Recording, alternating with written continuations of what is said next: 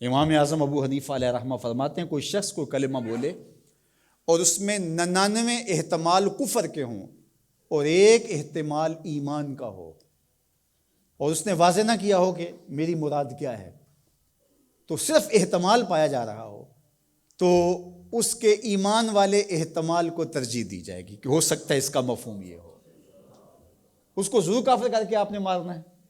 تو یہ جلد باز مفتی جو ہوتے ہیں، بلکہ وہ آج کل اصطلاح چلتی ہے فیس بک کی مفتی اور نابالغ مفتی، فتوے کو بھی کم از کم کوئی پختہ عمر آدمی ہو تو وہ فتویٰ دینا شروع کرے۔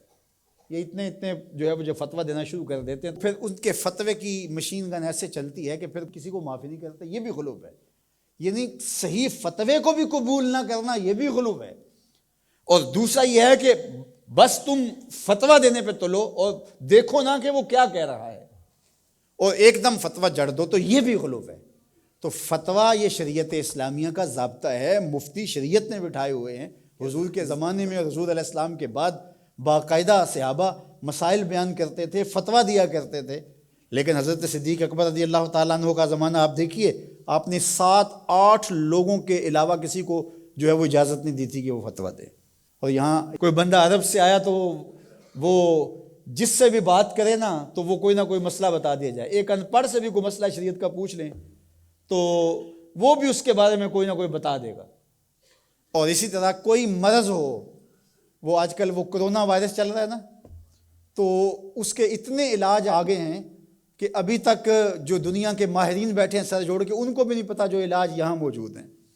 کوئی کہتا ہے پیاز کھاؤ تو ختم ہو جائے گا، کوئی کہتا ہے فلاں چیز کھاؤ تو ختم ہو جائے گا۔ تو وہ کوئی بندہ عرب سے آیا یہاں، تو واپس جب گیا تو کہا کہ آپ وہاں گئے تھے بر صغیر میں، تو وہاں کے لوگوں کے حوال سناؤ، تو اس نے کہا کلو طبیب کلو مفتی، سارے کے سارے ڈاکٹر ہیں اور سارے مفتی ہیں۔ فتویٰ بھی ہر بندہ دیتا ہے اور ہر بندہ جو ہے وہ کوئی نہ کوئی نسخہ بھی بتا دیتا ہے۔ میں ایک دن لڑکوں کو بتا رہا تھا کہ میں شوگر کی وجہ سے، وہ ظاہر ہے یہ ایک ایسا مرض ہے کہ جو ظاہر ضرور ہو جاتا ہے، کہیں چائے ہو تو جی یا اس میں چینی نہ ڈالنا، یہ چیز نہ دینا، تو پتہ چل جاتا ہے شوگر ہے۔ میں نے کہا میرے پاس شوگر کے اتنے نسخے آ گئے ہیں کہ اگر میں چاہوں تو جو ہے وہ اس پہ کئی جلدوں میں کتاب لکھی جا سکتی ہے۔ تو یہ نہیں ہے، یہ اسی کا حق ہے جو اللہ کے محبوب علیہ الصلوۃ والسلام نے صحابی سے فرمایا کہ جاؤ فلاں ڈاکٹر اس زمانے کا طبیب تھا، فرمایا اس کے پاس جاؤ، وہ تمہیں کھجوریں دے گا۔ یعنی علاج بھی خود بتایا، لیکن فرمایا اس کے پاس جاؤ۔ اللہ اکبر، یہ میرے حضور نے راہ عمل دیا۔ اور اگر میرے حضور اس کے پاس نہ بھیجتے، کسی ڈاکٹر کی دکان ہی نہ چلتی، کسی حکیم کا کاروبار ہی نہ چلتا، تو تم میڈیکل سٹور سے لے کر دوائی نہیں کھا سکتے، تمہیں ڈاکٹر اور طبیب کے پاس جا کے جو ہے وہ لینا پڑے گا۔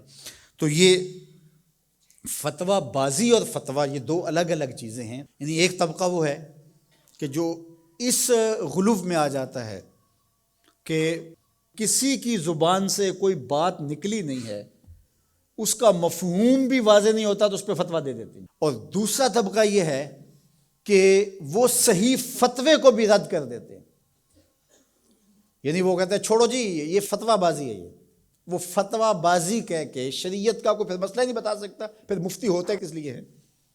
تو مفتی کا تو کام فتویٰ دینا ہے، جہاں غلطی ہوگی تو وہ بولے گا کہ یہ غلطی ہوئی ہے، اس کی اصلاح کی جائے۔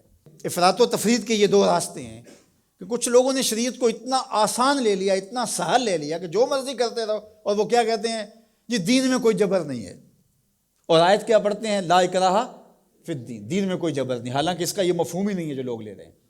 اس کا مفہوم یہ ہے، قرآن کی پوری آیت پڑھیں، لا اکراہ فی الدین قد تبین الرشد من الغی، کہ حق اور باطل واضح ہو گیا، یہ کفر ہے یہ اسلام ہے، تو جب واضح ہو گیا تو کوئی جبر نہیں، کوئی اسلام لانا چاہتا ہے تو لے آئے۔ بندوق رکھ کے کسی کی گردن پہ یا تلوار رکھ کے نہیں کہا جائے گا کہ تو کلمہ پڑھ ورنہ تجھے کاٹ دوں گا، یعنی جبراً کسی کو مسلمان نہیں کیا جائے گا۔ قد تبین الرشد من الغی، حق اور باطل کے راستے واضح ہو گئے۔